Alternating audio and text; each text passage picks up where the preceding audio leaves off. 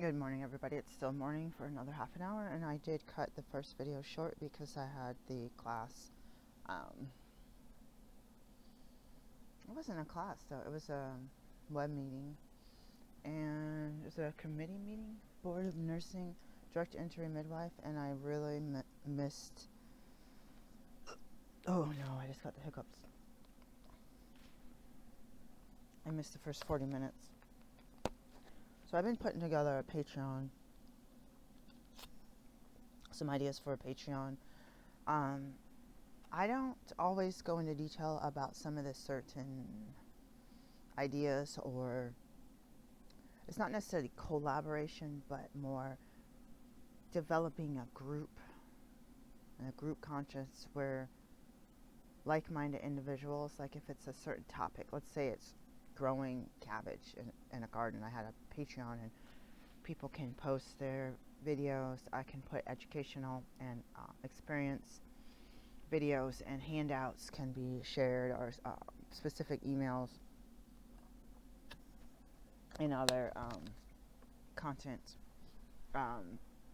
Do interviews with people in that category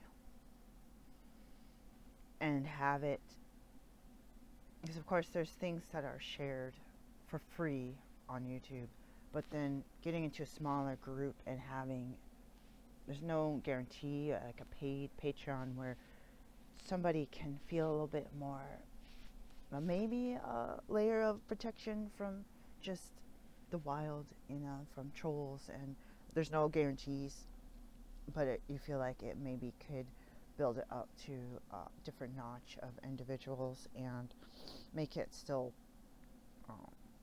affordable, with different tiers, or at least the lowest tier minimum. I don't know how Patreon does.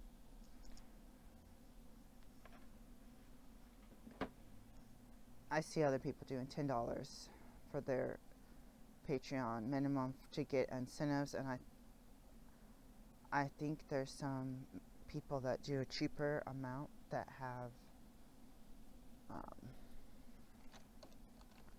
let's look.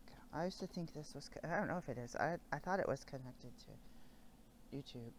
I don't have any food, guys. I have food, but I don't have any in the dehydrator, and there's a bunch of events going on. Look, here's pricing. I didn't know there was like pricing. Paid memberships. Premium. Set of tools income, 12% of the income you earn. And then Pro is 8% of the income you earn. Monthly and annual subscriptions, membership tiers, free trial, and special offers. This is a premium. Create a Patreon, 12%. Everything from Pro Plus. So I thought we could do this. Let's see. What did I put this under? Oh my gosh.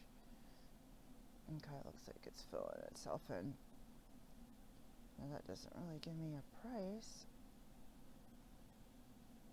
Okay.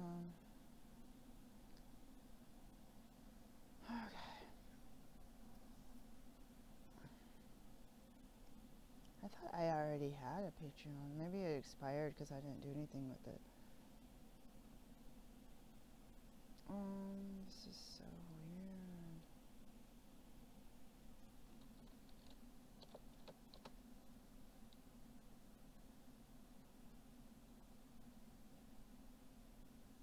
Your social fans know it's you. Social links.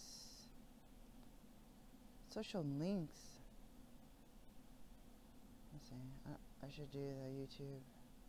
I thought I already had one. Like, it seemed like it had an account because it already had me. Oh, it's trying to get me start a paid membership. Let fans pay you monthly for more premixes. This is great if you plan to share regularly or have fans. Sell digital products. No membership required.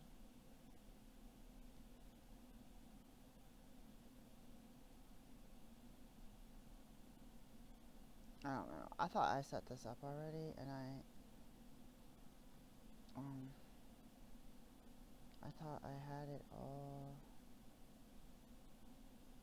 Monthly price. So this one doesn't have a tiered. Okay, so unless no, I had it under my email address unless I had another one. So I'm going to add that to my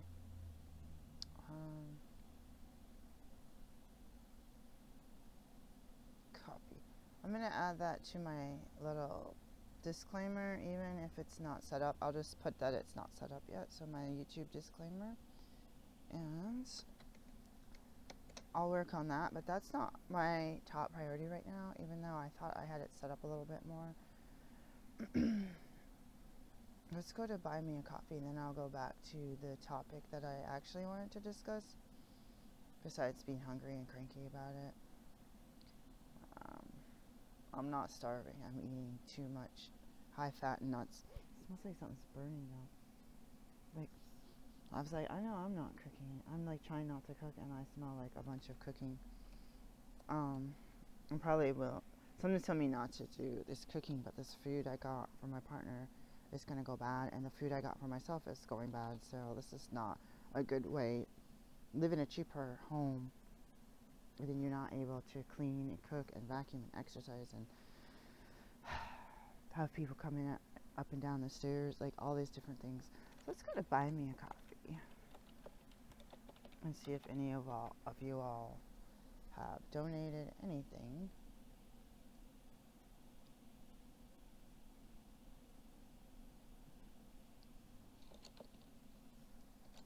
I don't know which way that I made my account.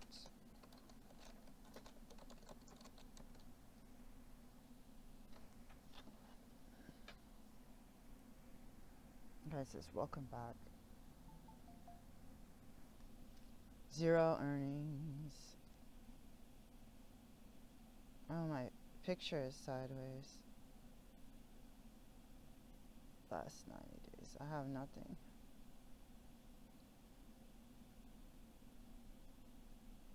I'm so sad. I'm like,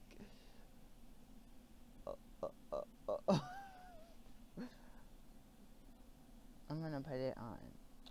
How do you get to what you call it? I would say Pandora.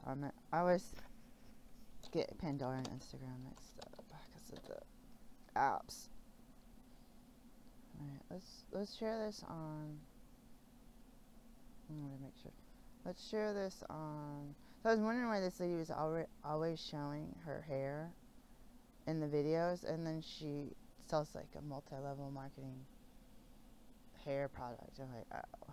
I thought she was just giving her like day in the life of. So how do I get to my account? Sometimes I don't want to see somebody's video in my face. This is like driving me a little bit crazy. It's distracting.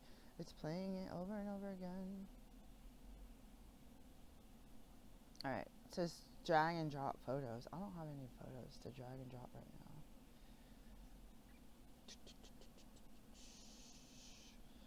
Let's see, I don't have my external hard drive. I could actually, speaking of, I got a lot of stuff to do. I don't have my external hard drive.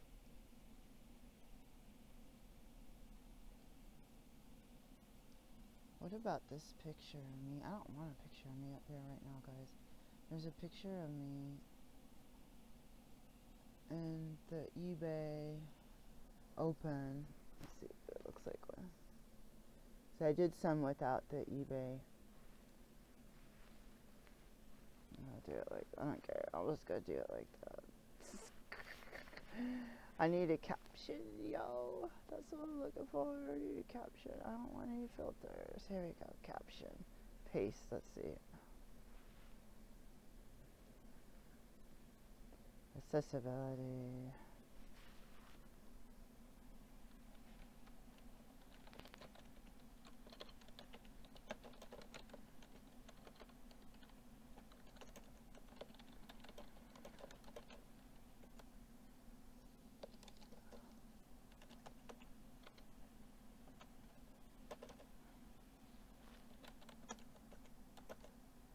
What do you call this confetti?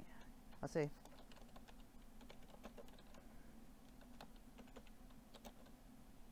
art, not art, confetti filter.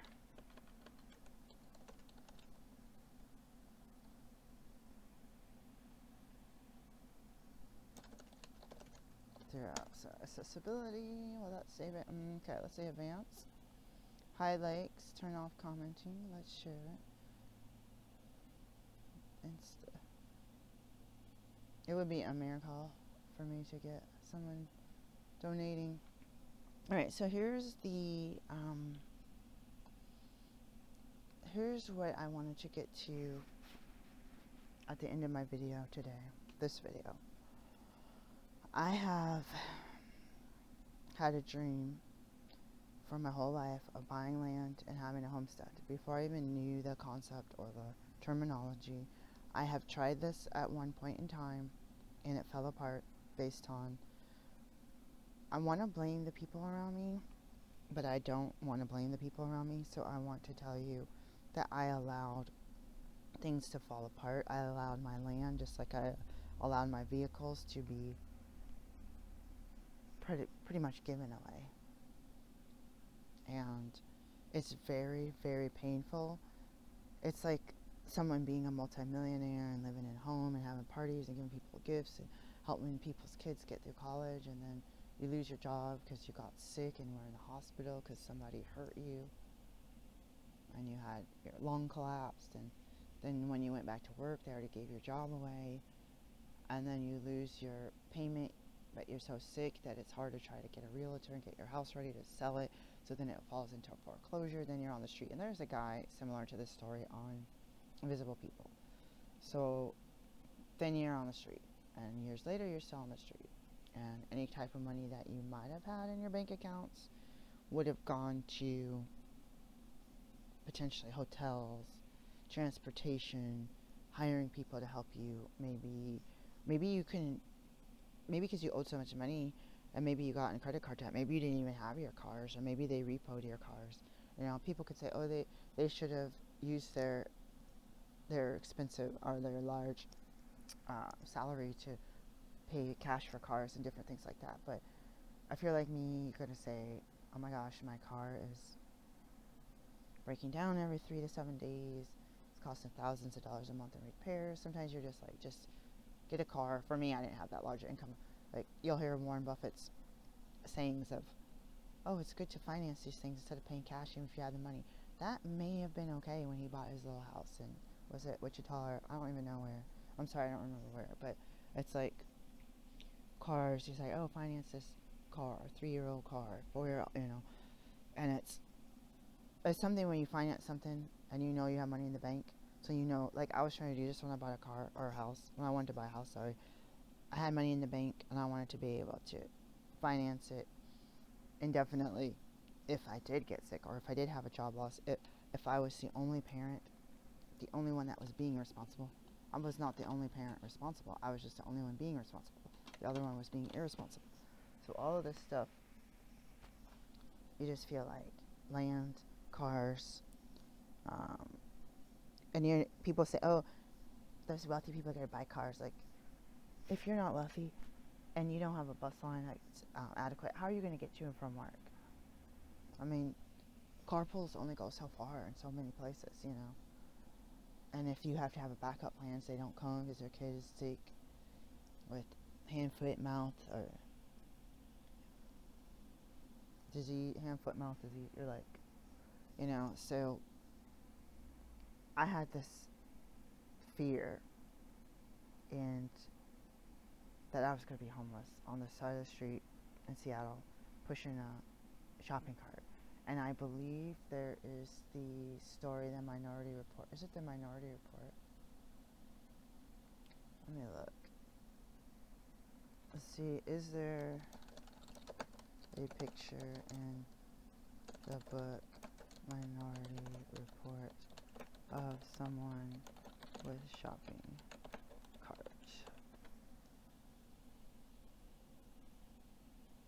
Someone said this is not a scene. I'm not talking about a scene. I'm talking about It's the book, not the movie. Anyway, something's telling me don't even look.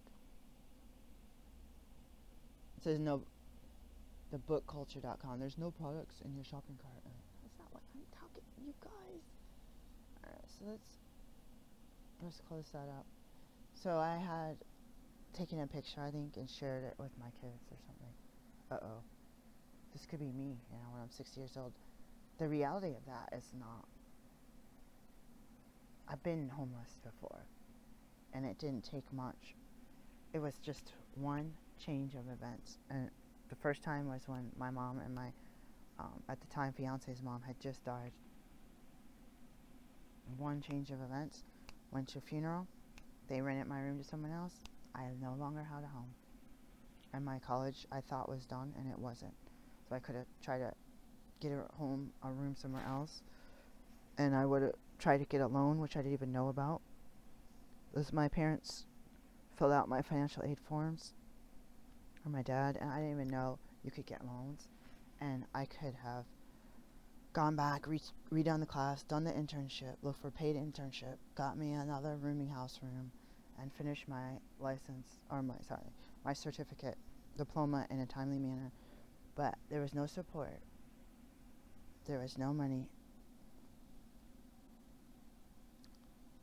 I don't know, the housing was so cheap, and my dad was paying for the college that I didn't have the jobs. I had the jobs when I was living in the dormitory kitchen jobs, or cafeteria jobs.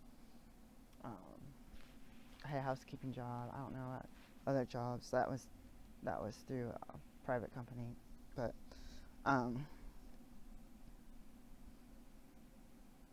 this morning, as I was waking up, not waiting to wake up, I had thought, oh my God. And yesterday I was like, oh my God. Two things. You missed out on those $2,000 pieces of property. You could own some property. I mean, you could get evicted. You could get fined. You could say, oh my God, I lost my housing. I'm grabbing my tents. I'm grabbing any coolers. I'm grabbing any, if I have to hitchhike to my property and sit there with the last of my pennies to pay the property tax so I can maintain my land without it going to auction. But it's like, as soon as you set up that tent, they're going to be like, there's someone living in a tent. Like, oh, you're not allowed to live in a tent. Or, oh, you're not allowed to live in a car, RV, or trailer, single wide, anything. Tiny cabin. Like, oh, do I need to build a house? But to build a house, it's going to cost me $400,000. To build a 600 square foot house, whatever the smallest is. So it's not a free country, really. And speaking of price of everything, all the price of everything has gone up since I first started being really serious about this. It was probably around the time I lost my job in 2016 and no longer had student aid to help pay for my lifestyle. That's people saying, you're too poor to be eating vegetables. You need to only be eating beans, And what is this? Oh, there's all this mail I gotta deal with. So, that vision, something's trying to tell me, push that vision out. Do not invite that into your universe. If the world goes berserk and you need to be a nomad, that's a whole nother story, right? But get yourself some land. Get yourself a nest egg. Get yourself retirement accounts that actually work. And be still. It's better to be hungry for part of the day and eat. I mean, I'm just making this up right now. It's better to be hungry part of the day and eat a couple times than it is to just splurge all the time and then end up with nothing. And just like happens to a lot of people when you come into money and you spend it on your friends instead of saving it, because you try to say, hey, they're down and out, this will cheer them up. Hey, they do the same for me, right? And then when you're down and out, they maybe let you couch surf for a couple days, and then you're out in the street. And it's not their responsibility to pay you back or to take care of you, but it's our responsibility to set aside that emergency fund, even if that can get you through a month, a week, a day, for Pete's sakes. If you had to get a hotel, Last time I got a hotel was like just under 300. Ridiculous. Ridiculous price. There was no free breakfast, I don't think. There's no pool. It was really close to where I needed to go, so that's part of the problem right there. But there was another hotel down the street. I looked at the prices 2 days later, and they were $200 cheaper, and I was pretty fuming, man. But if you are building a foundation on business like I am, I'm not sure that that was the right choice. I'd rather have bought land with the money, to tell you the truth. But I'm not sure about trying to buy a piece of land in a state or out in the country with no electric, no water, just high crime, rural high crime areas. You'd be surprised. People say, oh, inner city, this and this crime. Okay, suburban crime, they don't announce it as much. And then inner city, rural crime, theft is a big one. Things are not being watched. People are knowing your schedule, because every movement is a bigger movement. In the city, there's so much movement that it's harder to keep track.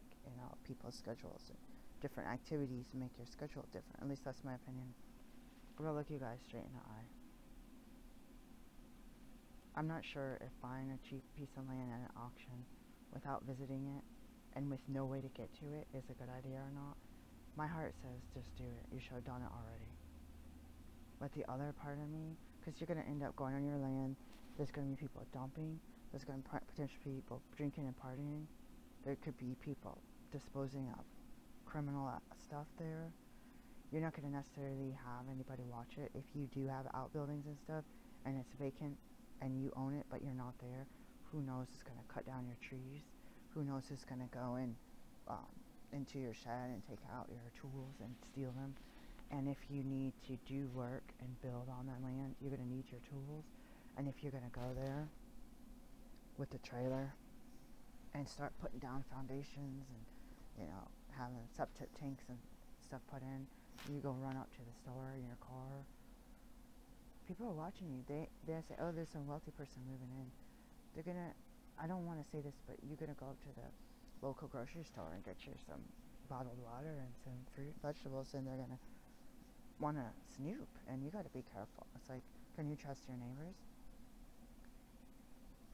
I've had times where I've asked someone to watch my stuff, and I came back and half my stuff was missing. I'm like, really? Really?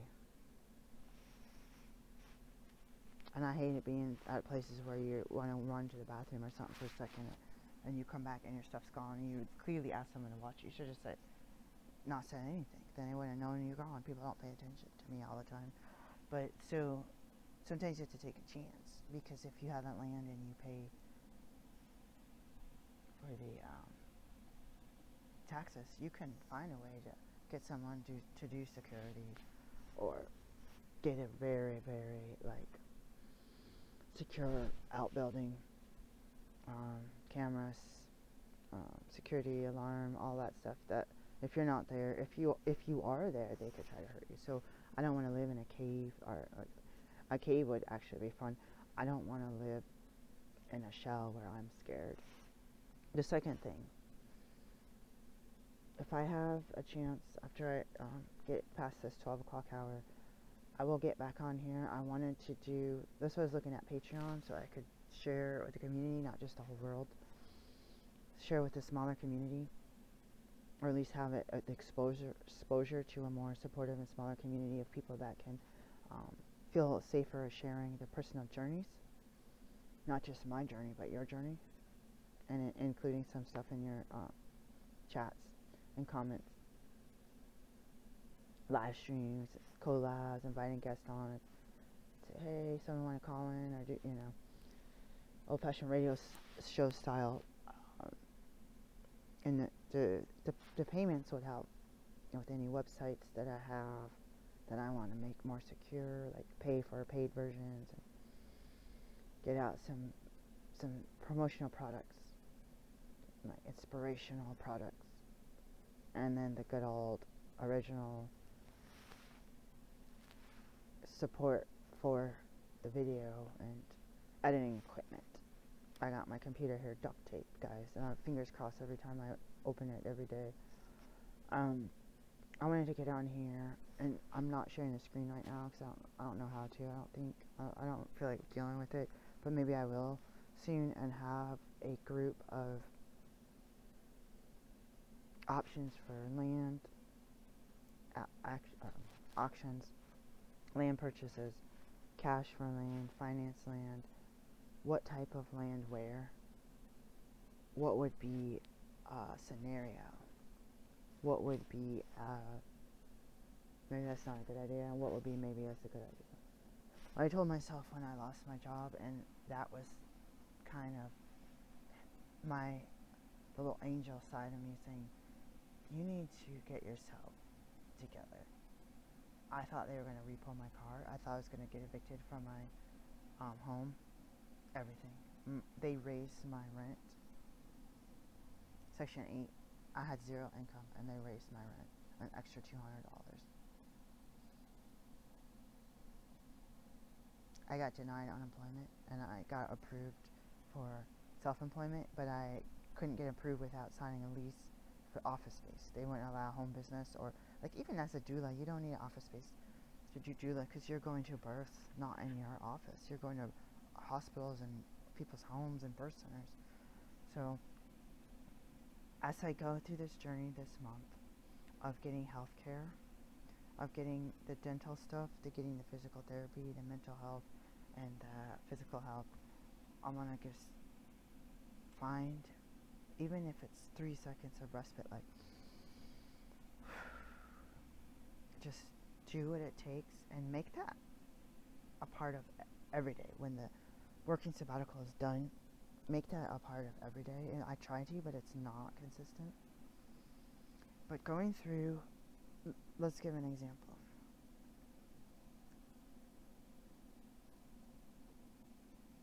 See, I had one earlier.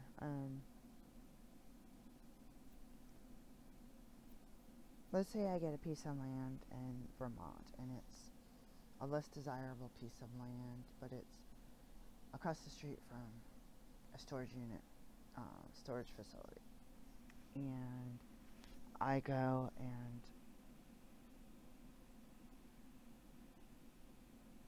let's just say that somebody already has a tiny home with water, electricity, and whatever other utilities I need on the property, and it's zoned to be okay with that. And we'll say that the area is kind of watched because of storage units, kind of like outdoor ones, like, so it's got like security and different things. You have to be careful too. With security watching that place, they could be watching your place. You just hope that you have neighbors who hire honest folks, right? But you can hire also security. You can also hire your own security, right? But imagine if I am licensed in this area. Let's say you could fly in, but you got to fly to a commuter lot and somehow, or a commuter airport, and then get from the commuter airport to maybe a smaller airport. Like, I don't say that right. Like, I've gone from Chicago O'Hare International to the Tri-City, whatever one in Michigan, and then had like a 2-3 hour drive to the house, right? So something like that. Or there could be like a municipal airport that you could hire somebody, something like that. And somehow you have a vehicle, you can get there. And let's say I opened up my practice. I'm already able to work in the whole state, but let's say that I have it set up where I time it to go to the property. Let's be ridiculous. 6 times a year. Every 2 months. For what? A week? 10 days? To maybe make it 2 weeks every 2 months. Do all the stuff you need to do in the city, visit friends and relatives in the city, visit the other clinics based in the city, boom, and then go to that place. Do some housekeeping, do some work. Say I did have gardens and animals or whatever, and I had caretakers to watch it. Who knows? Depending where it is.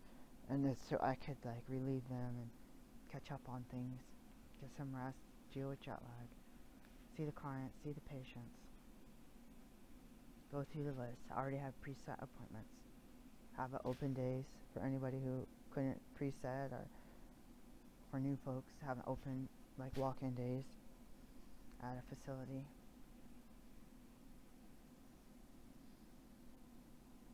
Get paid my worth.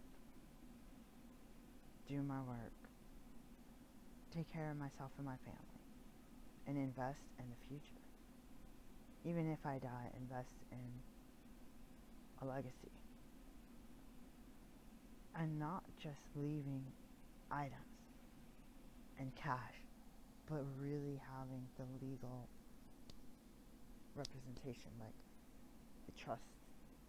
What the people do to keep from having Uncle Sam's hand just everything you have. And your creditors, if you have a credit card, any debt, they could take everything. And don't quote me on it. This is a disclaimer. I'm not an accountant. I'm not a lawyer. I'm not an estate planner. I don't have a trust. But what I see is a lot of taxes coming out of stuff, and a lot of what you think from the old stories is such and such died, everyone's crying, everyone's mourning, you're in their house at a wake, and then all of a sudden everyone's maintaining the home and the farm and the kitchen and the dishes that were passed down for generations. I feel like I don't think that works unless you get that really done in writing. But I need to go for my language lessons right now. So that's a scenario that I've thought of before, and it sounds exhausting, but that's just to throw that out there. I had another story that wasn't exactly like this, but I'll have to try to remember that. But I would like to think about if money is an issue and you're just hustling just to barely stay afloat, and you keep sinking under to money is not an issue, to anywhere in between, or if you're gonna work yourself from here to there, what would you do if you could travel for work, get paid, settle at a couple home bases, maybe 3 or 4 home bases? I'm gonna say 4 home bases. And I'd have to throw something in the middle of the country too, so I can have a layover. But even if it's not a working place, it can be a cabin that you rent from somebody and you set it up in advance. So I had some ideas about that in real life. I was going to be like, guys, I want to go and go to Vermont, or I want to go to Maine, or I want to, what about Puerto Rico? Like, I've never done any of these things yet. Peace, guys. I got a limited amount of time. I'll be back.